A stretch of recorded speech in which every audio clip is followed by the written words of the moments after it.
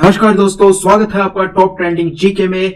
ये हमारी railway NTPC math series, जिसके अभी तक हम 28, 29, 30 दिसंबर और 4 जनवरी के सभी 8 सेट कंप्लीट कर चुके हैं। आज हमारा 9वां सेट है जो कि 5 जनवरी 2021 को हुआ था। तो स्टार्ट करते हैं और बढ़ते हैं पहले सवाल की तरफ। ये हमारा सवाल नंबर 1। कंटिन्यू करें उससे पहले मैं आपको बता दूं दोस्तों, आप किसी भी कॉम्पिटेटिव एग्जाम्स की तैयारी करते हो, अपनी तैयारी को परखने के लिए सही डायरेक्शन देने के लिए कॉन्फिडेंस लेवल हो गया या फिर टाइम मैनेजमेंट है, इन सभी के लिए स्मार्ट वर्क के तौर पर आपको मॉक टेस्ट लगाना बहुत ज़्यादा जरूरी होता है। मॉक टेस्ट के लिए टेक्स्ट बुक इसलिए बेहतरीन प्लेटफॉर्म है, एक तो यहाँ पर आप अनलिमिटेड मॉक टेस्ट लगा सकते हो। सेकेंड, सभी एग्जाम्स के मॉक टेस्ट, चाहे आप एसएससी की तैयारी कर रहे हो, रेलवे, बैंकिंग, डिफेंस या फिर कोई भी other state level government exam है, तो सारे एग्जाम्स के मॉक टेस्ट आप एक ही पास के अंतर्गत अटेम्प्ट कर सकते हो। इसमें भी यदि आप ये TTG के कूपन कोड यूज करते हो तो आपको एक्स्ट्रा 10% का और डिस्काउंट मिलने वाला है। जो भी आपके लिए सूटेबल पास हो, 1 वर्ष का, 2 वर्ष का, इस अपॉर्चुनिटी का लाभ उठा सकते हो। तो डिस्क्रिप्शन बॉक्स में दी गई लिंक से क्लिक करके ये मॉक टेस्ट सीरीज आप ज्वाइन कर सकते हो, टेक्स्ट बुक ऐप से या फिर जो वेब प्लेटफॉर्म है पीसी लैपटॉप से भी इसको टेस्ट को अटेम्प्ट कर सकते हो और TTG के कूपन कोड से आपको एक्स्ट्रा डिस्काउंट भी मिल जाएगा। एग्जाम में जो आपको पैटर्न और डैशबोर्ड देखने को मिलता है, सेम इंटरफेस से यहाँ पर भी आप प्रैक्टिस सारे एग्जाम्स की कर सकते हो। तो चलिए कंटिन्यू कर लेते हैं। एक छात्र को मनोविज्ञान में पास होने के लिए 20% अंक चाहिए और उसे 10% अंक ही मिले, यानी कि पास होने के लिए चाहिए उसको 20% अंक, मिला कितना? 10% अंक। तो कितने कम आए उसके? 10% अंक कम आए हैं। और ये 10% की वैल्यू किसके बराबर है? 20 के बराबर, क्योंकि उसके 20 नंबर और आते तो वो पास हो जाता। तो पूछा क्या, उत्तीर्ण होने के लिए उसे कितने अंकों की जरूरत है? तो उत्तीर्ण होने के लिए 20% अंक चाहिए। तो 20 की वैल्यू कितनी आ जाएगी? 10 की वैल्यू 20 है, तो 20 की वैल्यू 40 हो जाएगी। किसी त्रिभुज में बहुभुज, किसी भी बहुभुज के बाह्य कोणों का योग कितना होता है? तो ये हमेशा फिक्स होता है, चाहे उसकी कितनी भी भुजाएं हो। 360 डिग्री होता है बाह्य कोणों का योग, जबकि आंतरिक कोणों का योग होता है 2n-4 इंटू 90। ये होता है आंतरिक कोणों का योग और ये होता है बाह्य कोणों का योग। जैसे कि यदि आंतरिक कोण का योग पंच बहुभुज का निकालना है हमको, पंच बहुभुज, तो पंच बहुभुज का निकालना है तो हम 5 रख देंगे इनकी जगह। 10-4 इंटू 90 या 6 इंटू 90, 540 आ जाएगा। तो इस प्रकार आप आंतरिक कोणों का योग निकाल सकते हैं और बाह्य कोणों का योग फिक्स होता ही है 360। तो दिया हुआ है ऑप्शन नंबर 2। सवाल नंबर 4 और इसके अंदर दिया गया 361। तो आपको पता होना चाहिए 361 होता है 19 का स्क्वायर और 1024 होता है 32 का स्क्वायर। अब दशमलव से दशमलव पहले कट चुकी है यहां से और ये रूट से बाहर आ चुके हैं। बस ऑप्शन नंबर 2। सवाल नंबर 5। अनिल एक काम को 6 दिन में पूरा कर लेता है और भूषण उसे 8 दिन में पूरा करता है। अनिल और भूषण इस काम के लिए 3200 रुपए लेते हैं और वो चमन की सहायता से 3 दिन में ही कंप्लीट कर सकते हैं। तो इस आय में चमन का हिस्सा पूछ रहे हैं कितना होगा। तो देखिए, अनिल करता है, दूसरा भूषण है, तीसरा तीनों ABC। तो ए करता है 6 दिन में, बी करता है 8 दिन में कंप्लीट और तीनों मिलकर 3 दिन में। तो इनका एलसीएम आ गया 24। तो 24 से ये बनाएंगे, 24 से ये एक दिन में 4 काम कर लेंगे, ये 3 कंप्लीट कर देंगे और ये 8 कंप्लीट करेंगे। अब पूछा है चमन कितना करेगा, तो ए और बी तो मिलकर 7 करते हैं, टोटल 8 कर रहे हैं। तो चमन ने कितना किया? 1 करेगा एक दिन में। अब तीनों को मिलकर कितना पैसा मिल रहा है? 3200 रुपए मिल रहा है। और तीनों का कितना है? 4 + 3 7 और 1 8। 8 की वैल्यू है 3200 की 8 मिल रहा है। तो एक को कितना मिलेगा? बटे 8 आ जाएगा। यानी एक काम करने पर कितना मिलेगा? 400 रुपए मिलेगा। और ये एक दिन में एक काम करता है, तो ये चमन का एक की वैल्यू आ चुकी है जो कि चमन की आय है। क्वेश्चन नंबर 8 और इसमें दिया गया है कि कोण ABD, ये वाला कोण 55, ये वाला कोण 30। सबसे पहले बड़ा बना लेते हैं एक।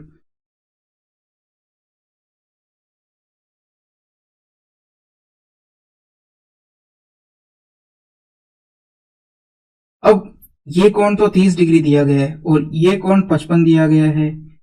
इसको दे रखा है BA और C और ये कोण है D। तो दोस्तों ये जो कोण होता है वो किसके बराबर होता है? इस कोण के बराबर, इस कोण के बराबर और इस कोण के बराबर। ये कोण कितना है? y। तो x जो है वो किसके बराबर आ जाएगा? 55 प्लस 30 प्लस y के बराबर आ जाएगा। और इसकी वैल्यू कितनी हो गई? 85 प्लस y हो गई। अब उसने पूछा है x माइनस वाई कितना है, तो x की वैल्यू तो 85 प्लस y है माइनस y, तो y से y कट जाएगा तो 85 आ जाएगा। तो ये हुआ हमारा आंसर, आंसर नंबर 2। सवाल नंबर 9, 540 में एक मशीन का पुर्जा बेचने पर शकील को 10% की हानि और 10% लाभ प्राप्त करने के लिए शकील को वह पुर्जा कितने में बेचना पड़ेगा? तो 540 है और ये 90 की वैल्यू है, क्योंकि 10% हानि हुई तो लाभ पे बेचना 10%। तो 0 से 0 कट जाएगा, 9 से कटेगा ये 60 बार, तो आंसर आ जाएगा 660, ऑप्शन नंबर 3। अब इसमें क्या करना है कि दिया हुआ है x square minus 4x plus 1, तो हम इस 4x को उधर ले जाएंगे, इधर बचेगा एक्स स्क्वायर प्लस 1 बराबर 4x। तो अब इसको दोनों तरफ x से भाग देना है, x प्लस 1 अपॉन x आ जाएगा, इधर भाग दिया तो, और इधर x से दिया तो केवल 4 बच जाएगा। अब आपको पता है x प्लस 1 अपॉन x बराबर k होता है, तो x square plus 1 upon x square क्या होगा? a का स्क्वायर माइनस 2, तो कितना आ गया? 16 माइनस 2 14, ऑप्शन नंबर 1। इसमें क्या कहा गया है कि 6/5 इस लाइन पर कहां दर्शाता है? तो 6/5 की वैल्यू कितनी होती है? यदि देखो 6/5 को हम तोड़ लेते हैं, 5/5 प्लस 1/5 इस प्रकार तोड़ सकते हैं। 6 को मैंने 5 और 1 में तोड़ दिया, तो 5/5 तो 1 होता है, ठीक है। 6/5 किससे ज्यादा होगा? 1 से तो ज्यादा होगा और 2 से कम होगा। कैसे? 5/5 की वैल्यू 1 होती है और 1 से कुछ ज्यादा है, ठीक है, तो इसलिए ये 1 से तो ज्यादा होगा। और ये 2 होता तो यहां पर भी 5 आ जाता, 5/5 कटता तो 1 यहां और 1 यहां, 2 हो जाता, तो 2 से कम है। तो अब ये है कितना, कौन सा पॉइंट है, ये कैसे पता करें? तो ये 1 है जो 5 का कौन सा हिस्सा है? ये 20% है लगभग, एक हिस्सा। यदि इस यहां से लेकर इस पूरी लाइन को 5 भाग में बांटा जाए, 1 2 3 4 5 भाग हो गए, तो ऊपर कितना भाग है? 1 भाग, और 1 भाग कौन सा आ रहा है? यहां तक, तो आर वाला ये पॉइंट हो गया, option number 3। Question number 15, Anil और बलबीर एक कार्य को 3 दिन में पूरा कर सकते हैं। उन्होंने एक साथ कार्य करना शुरू किया, लेकिन 2 दिन के बाद अनिल घायल हो गए, यानी 2 दिन उन्होंने एक साथ काम किया है। 2 दिन बाद घायल हो गए, यानी 2 दिन उन्होंने एक साथ किया है, 3 दिन में काम कंप्लीट होता है, 2 दिन उन्होंने किया है, तो कितने दिन का काम बच गया? 1 दिन का काम बच गया है। अब ये 1 दिन का काम कौन कौन कर रहे थे? अनिल था और बलबीर था। अब कौन करेगा? 2 दिन उसको अधिक लगे हैं, तो 1 तो दिन लगा ही था और उसके अलावा 2 दिन, एक तो बचा हुआ दिन है, तो टोटल हो गए 3 दिन लगे हैं उसको। किसको? बलबीर को। अब इसको सॉल्व करते हैं, तो ए आ गया इधर और बी उधर जाएगा, तो ये 2b हो जाएगा। ए अनुपात बी कितना आ गया है? इससे ए अनुपात बी आ गया है 2:1, यानी ए 2 बनाता है तो बी 1 बनाएगा। तो बलबीर अकेले उसी कार्य को कितने दिनों में कर लेगा, ये पूछा है। तो टोटल काम होता है 3 दिन में कंप्लीट। 3 दिन में ए बनाता है 2 और बी बनाता है 1, तो 3 3 9 होता है। और बी कितना करता है? बी 1 दिन में 1 बनाता है, तो 9 टोटल कितने दिनों में बनाएगा? 9 दिनों में। तो आंसर अपना है 9। और यहां पर आपको 6 दिया गया है, 6 नहीं होगा, ऑप्शन नंबर 1 होगा 9। क्यों? क्योंकि उसको 2 दिन और लगे हैं। यदि यहां लिखा हुआ होता कि उसको 2 दिन लगे हैं, कि वो 1 दिन का जो बचा हुआ काम है उसको करने में उसको 2 दिन लगे हैं, तब आंसर 6 होता। उसने कहा कि 2 दिन अधिक लगे हैं, यानी एक तो ये वाला बचा हुआ दिन और 2 और लगे हैं, यानी टोटल उसको 3 दिन लगे हैं बलबीर ने। तो उस अनिल के घायल होने के बाद 3 दिन काम किया है, तो इसका आंसर ए आना चाहिए, जो कि 9 है। ये 3 ऑप्शन 6 नंबर ऑप्शन यहां पर गलत है। क्वेश्चन नंबर 17, इसमें क्या कहा गया है? ये दिया गया एक्सप्रेशन, तो सबसे पहले हम अंदर वाला ब्रैकेट सॉल्व करते हैं।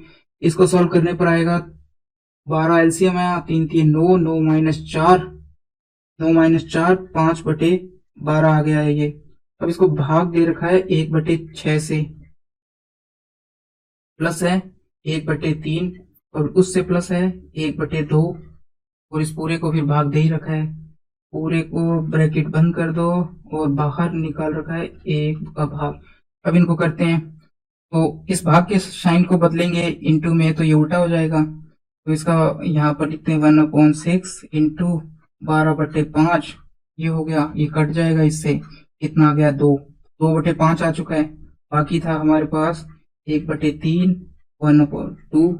अब इन सब का एलसीएम ले लो आप, तो 5 10 आएगा, यहाँ बचेगा 5 और यहाँ आ जाएगा 5 और यहाँ आ जाएगा 10 नहीं 15, 15 30 एलसीएम आएगा। तो 30 में 2 का दिया 15 आ गया, यहाँ दिया 10 आ गया और यहाँ कितना आएगा, ऊपर 2 बचा हुआ है तो ये 2 का दिया, तो यहाँ पर भी 5 का दिया, 6 6 दूनी 12 12 आ गया। अब इन सबको जोड़ेंगे 25 और 12 37 आ जाएगा ये, और नीचे कितना है 30 है, तो ये तो आ गया है। अब इसके बाहर क्या दे रखा है उसको अभी तक अपन सॉल्व नहीं किया, अंदर ब्रैकेट का ये मान निकाल दिया है। अब दिया गया है कि 1/37/30, तो भाग के साइन को यदि इनटू में चेंज करेंगे तो ये उल्टा हो जाएगा 30/37, तो मान यही तो आ गया 30/37, यही तो ऑप्शन आ गया, ऑप्शन नंबर 1। सवाल नंबर 18, इसमें क्या कहा गया है कि साइन 45 प्लस ए माइनस कोस 45 माइनस ए का मान क्या होगा। तो हम यहाँ पर वैल्यू पुट करके देखते हैं। तो जैसे मैं यहाँ पर 0 रखता हूं, सबसे आसान कि मैंने साइन की ए की वैल्यू 0 रख दी है, ए का मान कितना रखा है 0 रखा है, तो 0 रखेंगे तो ये कितना हो जाएगा साइन 45 और ये हो जाएगा कोस 45। तो अब साइन 45 का मान 1/√2 और कोस 45 का मान भी 1/√2, तो ये 0 आ गया। अब आपको ऑप्शन में चेक करना है किस किस में 0 आ रहा है, तो यहाँ तो 1 दे रखा है, इसमें रखते हैं 0 रखा तो साइन 0 का मान 0, ये भी 0 दे रहा है, ये भी 0, तो 2 ऑप्शन हो गए। इसमें रखेंगे तो 90 आएगा, ये तो आएगा नहीं, तो ये ऑप्शन कट हो चुका है, ये ऑप्शन कट हो चुका है। अब आपको एक वैल्यू और रखकर देखनी पड़ेगी। मैं यहाँ पर 45 रखता हूं, तो यहाँ पर 45 रखा तो हमारे पास आया साइन 90 माइनस, और यहाँ पर 45 रखा तो कोस 0 आ गया। साइन 45 का मान नहीं, साइन 90 का मान कितना होता है 1 और कोस 0 का मान कितना होता है 1, तो ये आया हमारा 0। अब आप इस पे यहाँ पे रखिए 45, साइन 45 कितना होता है 1/√2 और बाहर है 2, तो आया √2, तो ये ऑप्शन हमारा कट हो चुका है। बचा ऑप्शन नंबर 3, ऑप्शन नंबर 3 सवाल नंबर 19। और सवाल नंबर 19 में क्या पूछा है कि दी गई आकृति में दृश्यमान फलक, यानी जो दिखाई दे रहे हैं हमको फलक, उनका कुल क्षेत्रफल, पृष्ठीय क्षेत्रफल कितना है। तो देखो इसमें आपको इसकी 3D इमेज आपके दिमाग में सेट करनी पड़ेगी। तो जैसे एक तो ये पृष्ठ दिखाई दे रहा है हमको, ये पूरा सामने वाला, दूसरा ये दिखाई दे रहा है, ये भी दिख रहा है, ये भी दिखाई दे रहा है, ये भी दिखाई, इसके पीछे वाले दिखाई नहीं दे रहे, तो ये जो दिख रहे हैं इन सबका हमको क्षेत्रफल निकालना पड़ेगा। तो यदि आपको ये अच्छे से नहीं समझ में आ रहा तो मैं आपके लिए एक इमेज मैंने और तैयार की है ये। तो इसमें देखिए कि मैंने इन सभी फलकों को अलग अलग कर दिया। जैसे ये सामने वाला ऊपर की तरफ, ये साइड में, ये नीचे वाला, ये इधर वाला, ये और इधर वाला, ये और ये वाला, ये। अब हमको इन सब की डायमेंशन निकालनी पड़ेगी अलग अलग, और उनका पृष्ठीय क्षेत्रफल निकालना पड़ेगा। जैसे ये 15 है, ये कितनी है 7 है, ये जो लंबाई थी ये 7 थी, तो ये 7 हो गई। इसी प्रकार यहां तक की दूरी जो है वो ये है, तो टोटल है 20, और 20 में से 7 घटा दिया तो ये कितना आया 13। और ये दूरी कितनी है, ये दूरी 8 है, तो ये हो गई 8। अब ये 8 हो गई, ये 13 हो गई, ये 15 है, ये 7 है, ये कितनी है, एक तो 5 है और यहाँ 8 है। अब ये डिस्टेंस कितनी है 5, और ये कितनी है 13, ये कितनी है 5, ये कितनी है, ये पूरी 15 थी, इसमें से यदि 8 घटाएं तो कितनी बचेगी 7, और ये 5 आ गई क्योंकि ये वाली 5 है, और ये कितना है 7, तो ये है, और 5 ये है। तो इन सभी का क्षेत्रफल हमको निकालना पड़ेगा और उनको जोड़ने पर हमारा आंसर आएगा।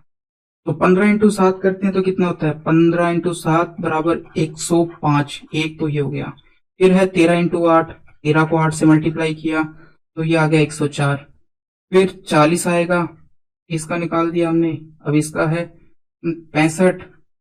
फिर आ गया 35 और 35 दोनों को साथ में जोड़ रहा हूँ 40। 35 और 35 70, ये हो गए। अब इन सबको जोड़ लेते हैं। 5 और 4 9, 9 और 5 14, एक का आंसर। और ये हो गया 1 और 5 6 11, 11 और 7 18 का 8, 1 384 आ चुका है। तो ऑप्शन नंबर 4 इसके अंदर क्या होगा, राइट होगा। पढ़ते हैं हम अगले सवाल की तरफ। क्वेश्चन नंबर 22, निम्न में से कौन सी एक परमेय संख्या नहीं है। परमेय संख्या को इंग्लिश में कहते हैं रैशनल नंबर। कौन सा नहीं, इरेशनल नंबर। तो इरेशनल नंबर वो होता है जिसको हम p/q की फॉर्म में नहीं लिख सकते हैं, यानी वो कुछ इस प्रकार आएगा कि दशमलव दशमलव आगे चलता रहेगा। तो इस रिक्यूरिंग नंबर होगा जो रुकता नहीं, आगे चलता जाता है। तो ऐसे नंबरों को हम p/q में नहीं लिख सकते हैं, और वही हमारे रैशनल या परिमेय नंबर होते हैं। तो कौन सा परिमेय नंबर है, पहले तो वो चेक कर लेते हैं। तो देखो, पहले को सोल्व किया तो कितना आ जाएगा, 9 25, ये 5 आ जाएगा। दूसरे को सोल्व करते हैं, 12 96 किसका होता है, तो 35 का और 36 का होता है। ये तो 0.6 आ जाएगा बाहर, क्योंकि 2 के बाद पॉइंट 1 के बाद हो गई, किसका हो गया ये। और ये किसका होता है, तो इसको सोल्व करने के ऊपर आप देखोगे 5 × 5 × 5 इस प्रकार होगा। तो 1 तो बाहर आ जाएगा, 5√5 आएगा इसका मान। तो यही हमारी परिमेय संख्या नहीं है, यही हमारी क्या है, इरेशनल नंबर है। तो ये हो गया ऑप्शन नंबर 2। क्वेश्चन नंबर 24, यदि x बराबर 2 है और y बराबर 5 है तो इसका मान कितना आएगा। ये केवल वैल्यू पुट करना है, तो ये आप आसानी से कर लोगे। क्वेश्चन नंबर 25, दी गई तालिका में छात्रावास में विभिन्न भाषाएं बोलने वाले छात्रों की संख्या दर्शाई गई है। तो वह कौन सी भाषा है जो छात्रावास में रहने वाले 3 में से कम एक छात्र द्वारा बोली जाती है। यानी 3 में से एक छात्र कौन सी भाषा बोल रहा है, इस यानी 3 में से कम एक छात्र तो वो वाली भाषा बोल रहा है। इस प्रकार का ऑप्शन कौन सा है। तो टोटल कितने हैं, 72 है लोग, टोटल 72 हैं। और 72 को यदि हम 3 से भाग देते हैं तो तीसरा हिस्सा आ जाएगा। तो कितना आया, ये 24 आ गया। तो कम से कम 24 लोग होने चाहिए जो एक ही तरह की भाषा बोल रहे हो। उससे ज्यादा हो सकते हैं, क्योंकि उसने लिखा है कम से कम 24 होने चाहिए। तो कितना है, 25। तो ऑप्शन नंबर 1 हिंदी आएगा। सवाल नंबर 26, यदि एक परिमेय संख्या का हर 2 की पावर n 5 की पावर m के रूप में हो, तो जहां n और m गैर ऋणात्मक पूर्णांक यानी धनात्मक है, तो संख्या का दशमलव विस्तार क्या होगा। इसमें कहा गया कि परिमेय नंबर यानी रैशनल नंबर है। रैशनल नंबर होता है p/q के रूप में। ओके, तो रैशनल नंबर हमने मान लिया कि ऊपर तो हमारा x है और नीचे 2 की पावर n और 5 की पावर m इस रूप में दिया गया है, ऐसा वो कह रहा है। तो ये किस प्रकार का है, क्या होगा कि शांत को हम कहते हैं टर्मिनेटिंग, और अशांत या अनावर्ती को अशांत को कहते हैं कि नॉन टर्मिनेटिंग, और अनावर्ती को कहते हैं हम रिक्यूरिंग। तो टर्मिनेटिंग, तो पहले तो इन वर्ड्स को समझना पड़ेगा। टर्मिनेटिंग क्या होता है कि जो नंबर एक जगह पर जाकर खत्म हो जाता है, जैसे कि 0.125 ये इससे आगे नहीं जा रहा है, तो ये नंबर टर्मिनेटिंग नंबर है। नॉन टर्मिनेटिंग का मतलब है कि जैसे कुछ भी चल रहा है, 2.25 और आगे 3 आ गया, फिर 6 आ गया, फिर 7 आ गया, फिर वापस इस प्रकार कुछ आ गया, तो इसको कहते हैं नॉन टर्मिनेटिंग नंबर।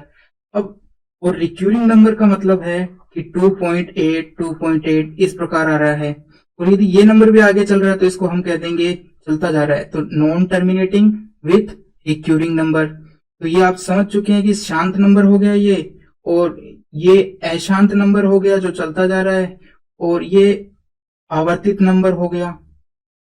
तो ये इस प्रकार हो गया। अब हमें दिया गया है कि इस प्रकार से एक परिमेय संख्या है, तो ये किस प्रकार की है, रिक्यूरिंग है, टर्मिनेटिंग है, किस प्रकार की है। तो आपको एक चीज ध्यान रखनी है, जब भी नीचे 2 की पावर में कुछ आए, या फिर 5 की पावर में कुछ आए, या फिर 2 × 5 की पावर में कुछ आए, इस प्रकार आ जाए, तो इस प्रकार आने पर ये नंबर हमेशा कैसा होगा, टर्मिनेटिंग यानी शांत टाइप का नंबर होगा। क्या क्या आ सकता है नीचे, 2 की पावर में कुछ आ सकता है, उसके अलावा कुछ नहीं आना चाहिए। 5 की पावर में कुछ आ सकता है नीचे, या फिर दोनों के दोनों आ सकते हैं। तो ऐसा होने पर नंबर कैसा होता है, टर्मिनेटिंग नंबर होता है। क्यों होता है, हमने एक नंबर मान लिया कि 23/2 की पावर 5 इंटू 5 की पावर 3, इस प्रकार से है नंबर। तो अब ये हमें चेक करना है कि टर्मिनेटिंग है या नहीं है। तो हम दशमलव इसको यानी नंबर को सॉल्व करते हैं। तो इसको करेंगे मैं ऊपर नीचे, यहाँ तो 2 की पावर तो 5 है, 5 की पावर 3 है। तो मैं यदि ऊपर नीचे 5 की पावर 2 से मल्टीप्लाई कर दूं तो ऊपर क्या आएगा, 5 की पावर 2 आ जाएगा। नीचे क्या आएगा, 2 की पावर 5 और 5 की पावर भी 5 हो जाएगा। तो ये पावर जुड़ जाती है। अब क्या है कि ऊपर तो आ गया 5 5 25 और 23, 24 का स्क्वायर होता है 576, 575 हो जाएगा ये तो। और नीचे क्या हुआ कि 2 इंटू 5 कितना होता है, 10। तो 10 की पावर कितनी आ गई, 5, इस प्रकार से हो जाएगा। यानी कि ये 5 दशमलव के बाद ये रुक जाएगा। तो हम लिखते हैं 5 7 5 0 0, यहाँ पॉइंट लग जाएगा। इस प्रकार होगा हमारा नंबर। तो ये इससे आगे नहीं बढ़ रहा है, बस इतना आ गया। यदि आगे चलता रहता है तो हम कहते हैं नॉन टर्मिनेटिंग। तो इसलिए क्योंकि 2 और 5 आपस में मल्टीप्लाई होकर क्या हो जाता है कि 10 बन जाता है। तो इस प्रकार यदि कोई भी नंबर हो कि उसके नीचे 2 हो, या तो केवल 2 हो, या फिर केवल 5 की पावर में कुछ हो, या फिर दोनों भी हो तो चलेगा। तो इस प्रकार से यदि नंबर दिया हुआ होता है तो हम कहते हैं कि ये नंबर कैसा है, टर्मिनेटिंग नंबर। यदि नीचे 7 आ जाता तो हम इसको कहते हैं कि ऑप्शन नंबर 1 हमारा ऑप्शन हो जाता, कि ये तो दिया ही है, साथ में यदि 7 भी आ गया तो हमारा ऑप्शन नंबर 1 हो जाता। बढ़ते हैं आ गया दोस्तों ये समझ में, ऑप्शन नंबर 3। बढ़ते हैं हमारे सवाल नंबर 27 की तरफ। इसमें क्या दिया गया है कि साइन 15 का मान निकालना है। फिर यहां से आपसे एक साइन 15, तो ये फॉर्मूला आपको पूछ लिया है। साइन 15 को हम क्या लिख सकते हैं, मैं लिख सकता हूं साइन 45 माइनस 30, इस प्रकार लिख सकते हैं। इनको घटाने पर 15 ही आएगा।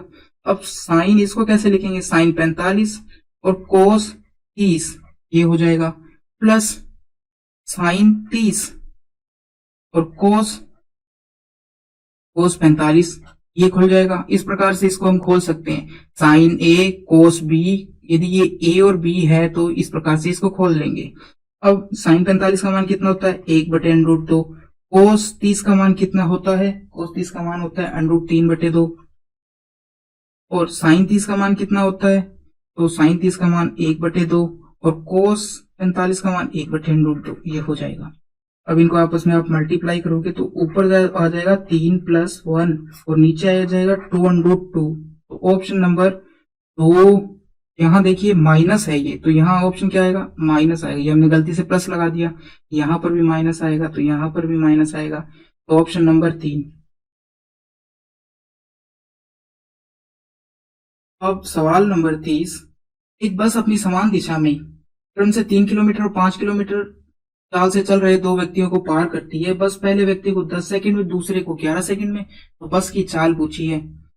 तो एक व्यक्ति को तो जो चल रहा है 3 किलोमीटर प्रति घंटे की चाल से, तो बस की दूरी तो हमेशा समान होगी कि बस जितनी लंबाई है स्टार्टिंग से जब वो लास्ट में उस आदमी को पार कर जाएगी तभी तो वो उसको पार करना माना जाएगा। तो बस की लंबाई तो दोनों टाइम में सेम है, तो यानी हमारी दूरी तो सेम है। दूरी को हम बराबर कर देंगे। तो पहले टाइम पे ये कितनी चली है कि 3, बस की चाल मान ली x और व्यक्ति की चाल उसी दिशा में चल रहा है, तो x-3 इंटू 10 बराबर किसके होंगे, x-5। इस चाल कितना टाइम लिया, 11 सेकेंड। ओके, अब कितना आएगा, ये आ गया। तो यहाँ आ जाएगा 10x, इनको खोलेंगे तो 10x - 30 और इधर आ जाएगा 11x - 55। अब ये 10 इधर जाएगा तो x बच जाएगा और ये इधर गया और ये इधर आया 55 में से गया तो 25 आ गया। तो x का मान कितना आ गया है, 25 आ चुका है। Option number 1। प्रश्न नंबर 31। एक छोटी से छोटी संख्या कौन सी है जिसे 12, 21 और 35 से विभाजित करने पर प्रत्येक स्थिति में शेषफल 6 प्राप्त हो। यानी कि इन तीनों का हमको क्या लेना पड़ेगा, एलसीएम लेना पड़ेगा। तो हम 2 12 को किस रूप में लिख सकते हैं? 3 इंटू 2 की पावर 2। 21 का क्या होता है? एक तो 7 होता है, उसमें एक 3 होता है। 35 कितना होता है? 5 होता है इंटू 7 होता है। तो अब 2 की सबसे पावर ज्यादा किसमें है? ये 2 की पावर 2। 3 एक बार ही आता है, 3। 5 भी एक बार है और 7 भी, इसमें भी एक ही बार है, तो 7 सबसे बड़ी पावर लेते हैं। अब ये कितना हो गया है? इनको आप करो मल्टीप्लाई। 4 4 3 12 और 12 5 60। 60 को 420 और शेष फल कितना है? +6, तो 426 आ चुका है। Question number 33। दो भार इतना दे रखा है और इतना दे रखा है, तो ये 27 केजी को मैं ग्राम में चेंज करूंगा तो कितना आ जाएगा? 3 जीरो लग जाएगी। और ये है 108 ग्राम। अब 27 से ये कितनी बार जाएगा? 4 बार चला जाएगा। यहाँ बचा है 1000 बच गया और यहाँ बच गया 4। इस 4 से इस 1000 को काटेंगे तो आ जाएगा 250 अनुपात 1।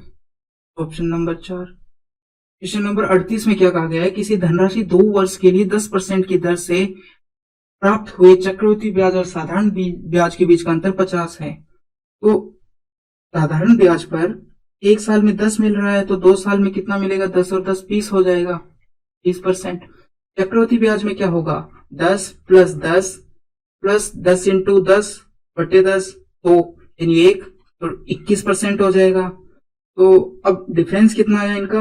1% आया। और 1% की वैल्यू कितनी दे रखी है आपको? 50 दे रखी है। तो धनराशि कितनी होती है? 100, और 100% की वैल्यू कितनी हो जाएगी? 2 जीरो पीछे लगा दो, 5000। तो ये मैंने 21% किस प्रकार किया, ये तो आपको पता होगा, हमने पहले कर चुके हैं कि कंपाउंड रेट कैसे, x plus Y into X into Y बटे 100, इस फॉर्मूले से मैंने कंपाउंड रेट कैलकुलेट की है। 39 में क्या दे रखा है? ये कुछ दे रखा है, तो ये तो आप आसानी से सॉल्व कर लोगे। Question number 47। एक दुकानदार को 4800 रुपए में मशीन बेचने पर 20% की हानि होती है। 20% का लाभ प्राप्त करने के लिए कितने बेचेगा? यानी 4800 में बेचने पर क्या होती है? हानि कितनी? 20, तो वैल्यू हो गई 80। 100 में से 20 घटाएंगे और 100 में 20 जोड़ेंगे तो कितना हो जाएगा? 120। इसकी वैल्यू पूछी है, 0 से 0 कट जाएगी, 3 2 आ गया, ये 2 से कटेगा कितना? 2400 बार, और ये हो गया 7200। Option number 1। Question number 53। एक हवाई जहाज 500 यात्री को ले जा रहा है, जिसमें से 45% क्या है? पुरुष, 20% बच्चे और बाकी बची हुई क्या है? महिलाएं। तो इसने तीनों का अनुपात पूछा है। तो देखिए, इसमें हमें यात्रियों की तो जरूरत है ही नहीं। 45% क्या है? मेल है, और बॉयज कितने हैं? 20 है। तो वुमेन कितनी हो जाएगी? 35 हो जाएगी। बस अब इनका अनुपात निकालो, इनको और सरल कर लो आप। तो ये हम कितने से कटे? 5 से काट देते हैं, 9 बार जाएगा, 4 बार, 7 बार, तो यही अनुपात आ गया इनका कि 9 तो मैन है, 7 वुमेन है, 4 ये है। नंबर 4। Question number 56। दिया गया पाई आरेख में कॉलेज के विभिन्न संकायों में दाखिला लेने वाले छात्रों की संख्या को दर्शाया गया है और कुल छात्रों के कितने भाग में कला संकाय ने दाखिला लिया है। तो टोटल छात्र कितने हो गए? इन सबको आप जोड़ोगे तो आएगा ऑप्शन 3600। और आर्ट में कितने ले रहे हैं? कला संकाय की बात कर रहा है, आर्ट 1200। बस यही तो उसने पूछा है। 0 से 0 कट जाएगी, 0 0 कट जाएगी, 12 1/3 ऑप्शन आ गया। किसी कमरे की ये दे रखी है, उसकी भुजाएं दे रखी है और आकार में भुजाएं दे रखी है, तो इस आकार के कितने घन उस कमरे के अंदर रखे जा सकते हैं? तो ये पूछा है। पूरे कमरे की विमाएं ये दे रखी है भुजाएं, और छोटे से बॉक्स की जो भुजाएं हैं, घन की भुजाएं, क्यूब की भुजाएं, ये दे रखी है। बस पूरे को यदि हम क्यूब से डिवाइड कर देंगे तो हमारे नंबर ऑफ क्यूब्स आ जाएंगे। तो आयतन कैसे निकालते हैं कमरे का? 2 इंटू 3 इंटू 4, और इसी प्रकार उस छोटे घन का 1/2 इंटू 1/3 इंटू 1/4। अब ये जो सब नीचे है तो ये ऊपर चले जाएंगे, तो आ जाएगा 2 की पावर 2, 3 की पावर 2, 4 की पावर 2, इस प्रकार हो जाएगा ऊपर जाएंगे तो 2 की पावर 2 कितना आ गया? 4, ये 9 और ये 16। अब इनको जब आप सॉल्व करोगे 4 9 16, तो ऑप्शन नंबर 3 576 आपका ऑप्शन आ जाएगा। माध्य के संबंध में विचलन का योग हमेशा होता है। तो इसको आप समझिए कि जैसे मेरे पास 5 संख्याएं हैं, 1 से लेकर 1 है पहला नंबर, दूसरा 2 है, तीसरा 3 है, चौथा 4 है, पांचवा 5 है। इनका माध्य कितना होगा? सबको जोड़ोगे, 5 से डिवाइड करोगे, माध्य आ जाएगा 3 आ जाएगा। माध्य कितना आ गया? 3 आ गया। अब विचलन क्या होता है कि जैसे ये नंबर 1 है, ये 3 से कितना कितना है? 3 प्लस का है, 1 छोटा है, कितना आ गया? 2 आ गया। इसी प्रकार अब 2 को इसमें से घटाएंगे तो कितना आ जाएगा? 1 आ जाएगा। इसी प्रकार 3 में से यदि 3 को घटाएंगे तो ये तो 0 आ गया। 3 में से 4 को घटाएंगे तो 1 माइनस का आ गया। और 3 में से यदि -5 को घटा दिया, 5 को घटा दिया तो -2 आ गया। तो ये सारे हमारे विचलन आ गए कि ये नंबर माध्य नंबर से इतना विचलित हो गया। ये 2 अंक विचलित है, ये 1 अंक विचलित है, ये -1 अंक विचलित है, ये -2 अंक विचलित है। अब इन सब का योग पूछा है आपको, और इन सबको वापस जोड़ने पर 1 से -1 कट जाएगा, 2 से -2 कट जाएगा, ऑप्शन 0, आंसर 0 आएगा। तो यही इसने कहा है कि माध्य के संबंध में विचलन का योग, तो सभी विचलन को यदि जोड़ेंगे तो 0 आएगा। बस ऑप्शन नंबर 3। क्वेश्चन नंबर 73, इसमें क्या दिया गया है कि इसके हमको संख्या 216 के कितने गुणनखंड पूर्ण वर्ग हैं? तो संख्या क्या है? 216 के कितने गुणनखंड पूर्ण वर्ग हैं? ओके, तो सबसे पहले इसको आपको नंबर को तोड़ना पड़ेगा। 216 है। अब 216 क्या होता है? 6 का क्यूब होता है। और बाकी बची 2 0 यानी 100। इसको भी तोड़ो, 2 की पावर 3 और 3 की पावर 3, ये हो जाएगा। इसको हम तोड़ेंगे तो क्या आएगा? 2 की पावर 2 और 5 की पावर 2, ये आ जाएगा। 2 कितना हो गया टोटल? 2 हो गया 2 की पावर 5। 3 कितना हो गया? 3 की पावर 3। और 5 कितना हो गया? 5 की पावर 2।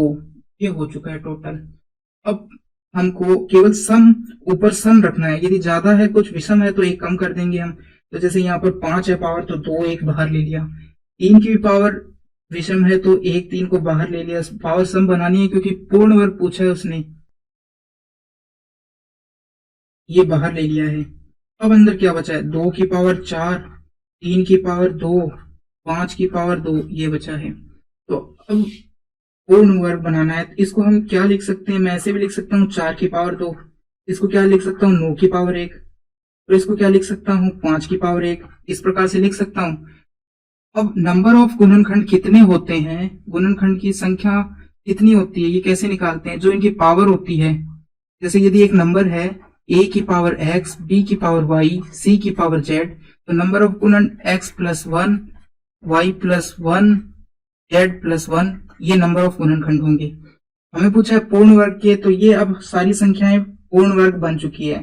तो अब इनकी पावर कितनी है? इसकी पावर 2 है, तो 2 प्लस 3 और 1 प्लस 1 2, और 5 की पावर कितनी है? 5 नहीं, ये 25 बन चुका है। 25 की पावर, तो 1 प्लस 1 2, बस 3 को 2 से ये आपका आ जाएगा 12। ये है option number 4। Question number 74, 7 plus 5 और कुछ कुछ ऐसा दिया गया है। तो इसको सॉल्व, सबसे पहले हम ब्रैकेट को सॉल्व कर लेते हैं।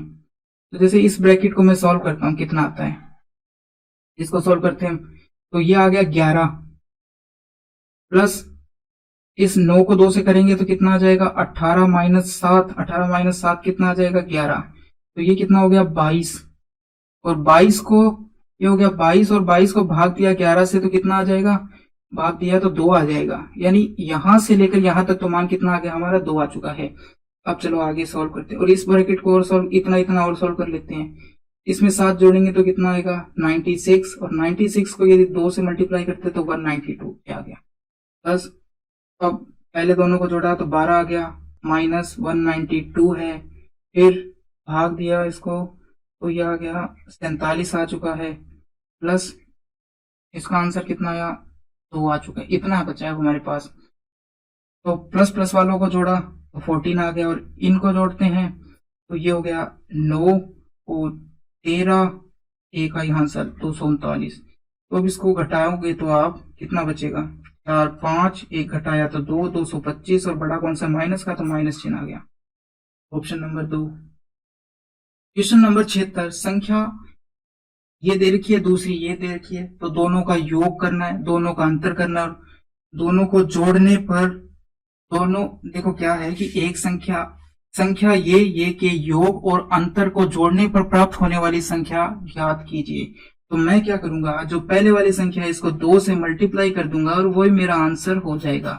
अब मैंने ये किया कैसे, आप पूछ रहे होंगे। तो मैंने आपको बताया है कि योग को और अंतर को, दो संख्याओं का योग और उनको अंतर को हम जोड़कर यदि डिवाइड करते हैं तो क्या आती है, पहली संख्या। तो पहली संख्या हमारी कितनी है, 3.3 है। कब, जब दोनों योग को और अंतर को जोड़कर डिवाइड करते हैं। घटाकर करने पे तो y दूसरी संख्या आती है। तो बस यदि हम उनको 2 से लास्ट में डिवाइड नहीं करेंगे तो उसका डबल ही तो आएगा संख्या का। तो संख्या हमको पहले से ही दे रखी थी तो उसको 2 से मल्टीप्लाई कर दिया, बस सीधा आंसर आ गया, कुछ करना ही नहीं पड़ा। देखिए मैं एक बार आपको वापस से एक्सप्लेन करता हूँ। देखो x प्लस वाई जोड़ उनका ये आएगा, x माइनस वाई ये आएगा। मैंने कहा कि दोनों को जोड़ो आप, x plus Y, x minus Y और बाई 2, तो इससे क्या आ जाता है, वो नंबर आ जाता है। तो क्या यार, 2x और y से y कट जाएगा, बाई 2 ये आ जाता है। यदि मैं ये 2 से डिवाइड ही नहीं करूंगा तो ये क्या रहेगा, 2x ही तो रहेगा। यदि डिवाइड नहीं करूंगा तो कितना रहेगा, 2x। तो मेरे पास नंबर था और मैंने सीधा 2 से मल्टीप्लाई कर दिया,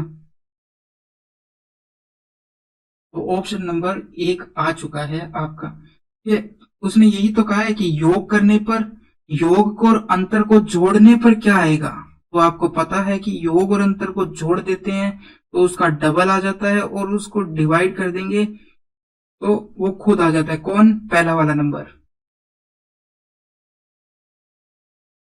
क्वेश्चन नंबर 82, एक बारंबारता बंटन में कक्षा का मध्य मान 12 है और इसका विस्तार 6 है। कक्षा की निम्नतर सीमा ज्ञात कीजिए। इस प्रकार के सवाल हमारे लिए कुछ नए हैं क्योंकि ऐसे सवाल हम बहुत कम देखते हैं। तो इस सवाल को आप आराम से समझिए। तो देखिए कि पहली बात तो है ये मध्य मान, जिसको मीन वैल्यू का है, ये क्या होता है। दूसरा ये विस्तार, विड्थ क्या होती है, ये समझेंगे हम। तो एक है ये क्लास। तो देखिए कि बारंबारता बंटन की क्लास या कक्षा क्या है, जैसे कि 10 से 20 इस प्रकार लिखा रहता है ना, 20 से 30, 30 से 40, 40 से 50 इस प्रकार लिखा रहता है। तो ये तो है सारी क्लास। अब क्लास को क्या करते हैं, ये सारी हमारी क्या है, क्लास। अब जब क्लास अंतिम और स्टार्टिंग कितना है, 10 प्लस 20, इसको यदि हम डिवाइड 2 से कर देंगे, अंतिम और प्रारंभिक को दोनों को जोड़कर बाई 2 कर देंगे, तो जो आएगा वो क्या है, मिड वैल्यू आएगी, बीच वाली वैल्यू आएगी 30 15।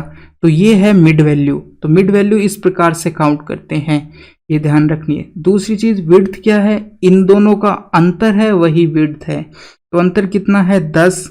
तो ये 10 क्या है, विड्थ आ गई। दो चीज समझ गए आप, मिड वैल्यू, विड्थ। अब क्या पूछा उसने, लोअर लिमिट। तो लोअर लिमिट क्या होती है कि मिड वैल्यू माइनस विड्थ,